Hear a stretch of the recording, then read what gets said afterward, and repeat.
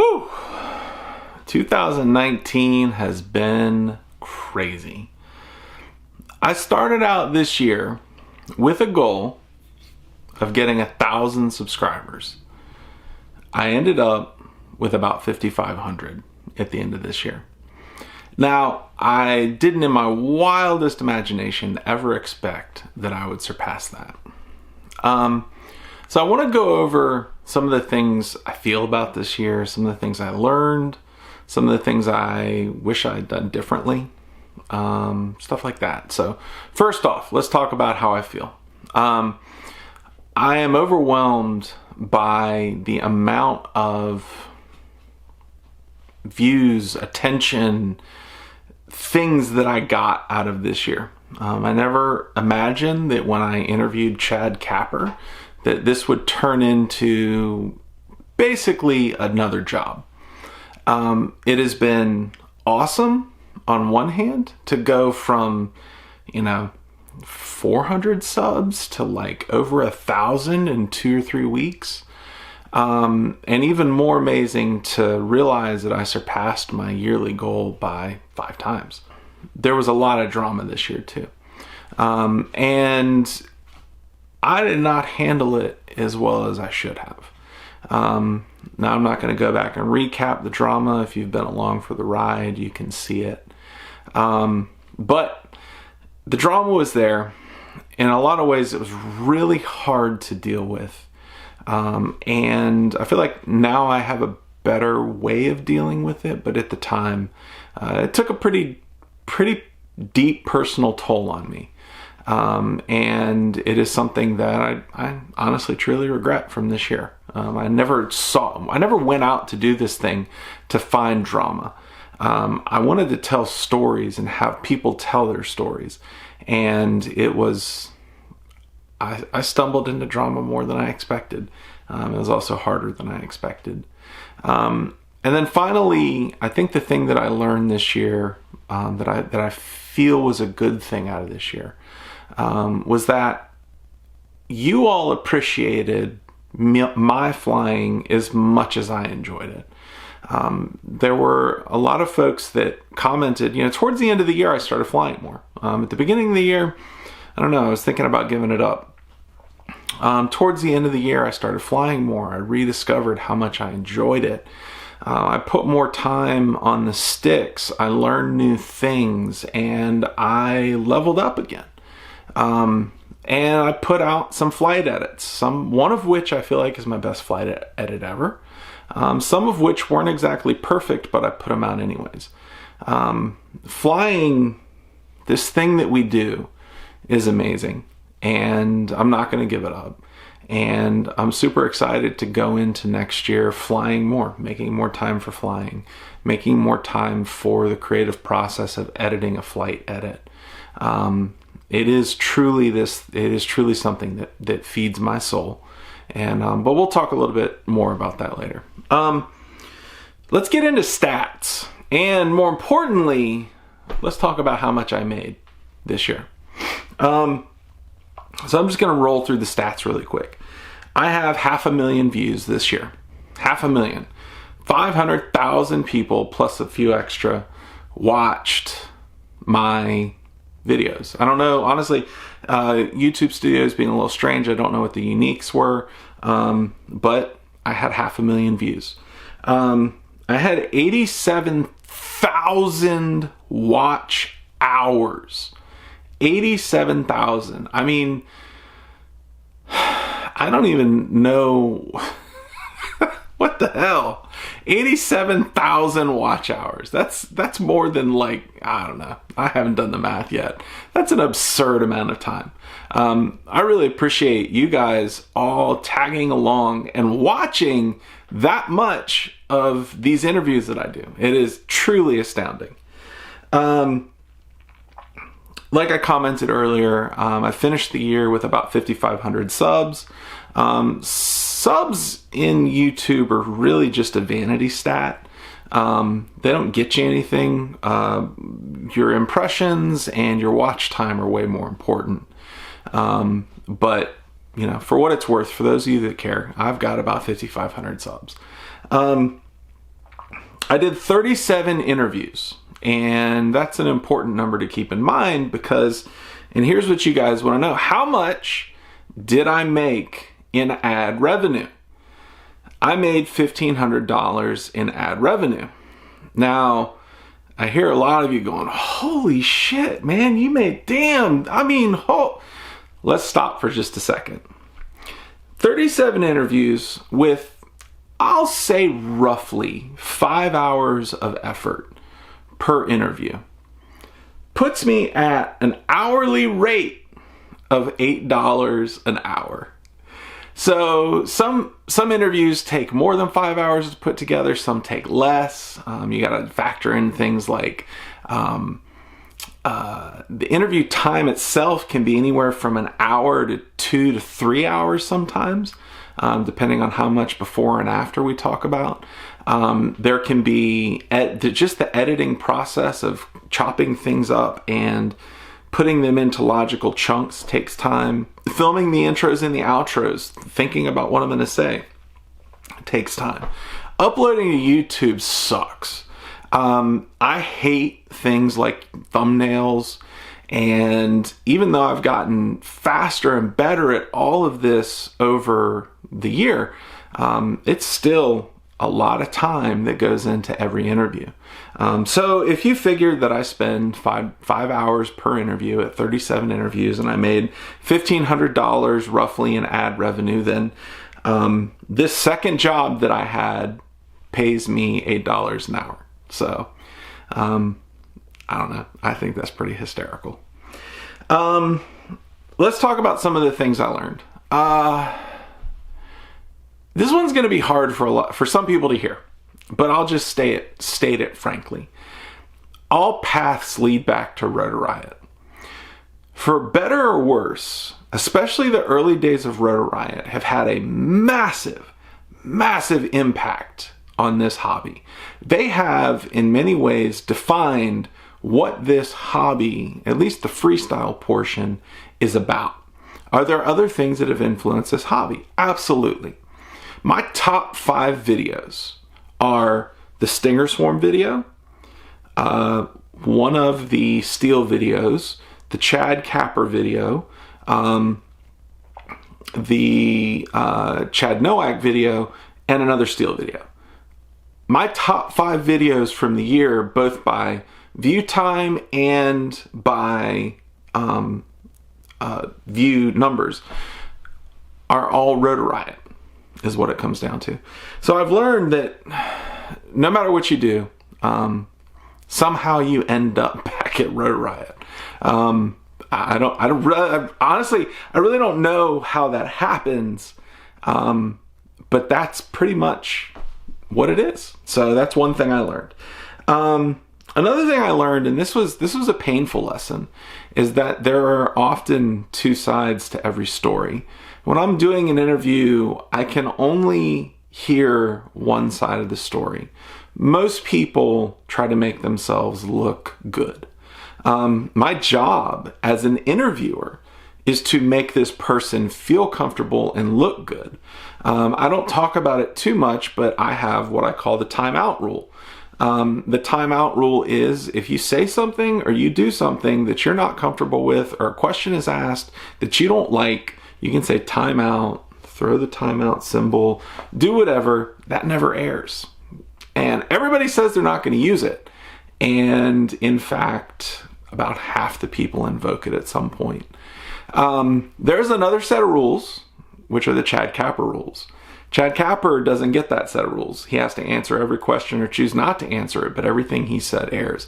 The only other person to play by the Chad Capper rules through all of this was Tyler during his last interview with me, which was not a great, happy one.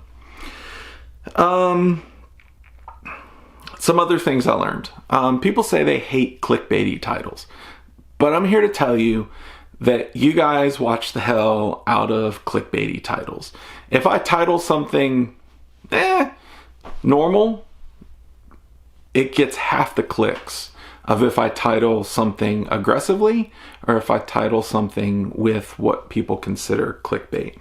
I very rarely resort to actual clickbait, which is like a bait and switch where I tell you something in the title, you click on it, I never deliver it. But I definitely have used titles that were aggressive and they got better views, straight up. I wonder if I could do the same thing with thumbnails. I haven't really dove into the thumbnail game very heavily. But as much as people say they hate clickbait, if you don't title things aggressively, you just don't get the views, straight up. So, and then the final thing that I learned, and this was something that Joshua Bardwell taught me, is that your patrons from Patreon, because I have a Patreon, and those people are not there as a transactional kind of a thing. Now, a lot of the folks that are my patrons, they have signed on to a specific tier that gives them a podcast version. However, what I found is that most people, while they enjoy the podcast, are not there just for the podcast. They're there because they want to support me. They're there because they think what I do is valuable and they want to put their money where their mouth is. That has been a comfort at times. I'm not going to lie, because of personal issues and a lot of other things, this has been a hard freaking year. And to have those people behind me and to know that I had a commitment to them drove me to continue this thing at times when I wanted to quit. So I want to thank my patrons because you guys mean a lot to me. There's not a ton of you, but you guys spurred me on when I might have quit this thing, quite frankly. Let's talk about things that I would do differently. There are one or two episodes that I regret the titles that I gave them. I probably titled them too aggressively. There's one in particular that I'm thinking of. Most of you have probably seen it. It's my most watched video. I wish I would have chosen a different title for that video. It certainly drove the views, but it also, in a lot of ways, ruined a friendship that I hold valuable. And it's regrettable, quite frankly. It's regrettable. I think another thing that I do differently is I was not great at handling the drama. There were a few times during the year, especially towards the end of the year, the September-October timeframe, where, drama just exploded everywhere. And until you've lived through something like that, you don't understand how all-consuming it can be. Because all of a sudden, there is, everywhere you turn, you realize that you're the center of attention, and that center of attention is not necessarily good. You don't necessarily want to be in that center of attention. I mean, it's great to be in the center of attention when everybody loves you and thinks what you're doing is fine. But when you're in the center of attention and you drag other people into that center with you, it's not a fun experience. I would handle a lot of the drama differently going forward. There's better ways to deal with it and handle it than what I did. And going forward, I'm going to try to put a more positive spin on it. I'm not going to always be able to avoid the drama. I think the drama is there and it's waiting and it's going to get found. I think it's going to happen again. But my reaction to it next time will be different. And then something I'd do differently is I'd fly more. I had an interview with Sasson, and he said something during that interview, that really impacted me kind of in my gut, which was, he said, here I am leading one of the number one FPV companies in the world, and if I walked out onto a race course tomorrow, I could not compete. Sander went on to spend the next year learning how to compete, and he did. Eventually he has moved on past that company, And he is now a freelance pilot that works in the commercial industry. He's a damn good pilot.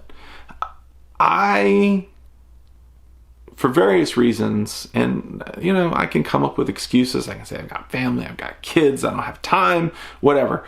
I didn't fly a lot this year.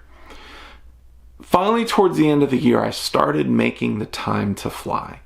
And I mean, there's just an authenticity of the fact that I'm doing FPV interviews, and I should be able to do a frickin' split S over a pine tree. Straight up. I can now because I've been pushing myself. I couldn't say that when I started these interviews. So one of the things I would do differently is that I would have flown more and been more authentic in my attempts to fly. So let's talk about plans for 2020. 2020, first off, I'm going to fly more. I just talked about the things I'd like to have done better last year or this year. I'm going to fly more in 2020. I would like to become good enough to hold my own in whatever freestyle competition someone might want to throw down. I've only recently felt like I've found a voice in freestyle. It's a weird thing to realize because you start flying, and I've been flying for 3 or 4 years. I started in 2016, so we're getting into the 4th year. Only until these last 2 months have I found a voice, and you could call it a style, you call it whatever you want. I'm like, damn, it took me 4 years to find that, right? It took me 4 years to realize that I had something that I wanted to do that was distinctly my own. So going into 2020, I want to develop that voice. I want to develop that style.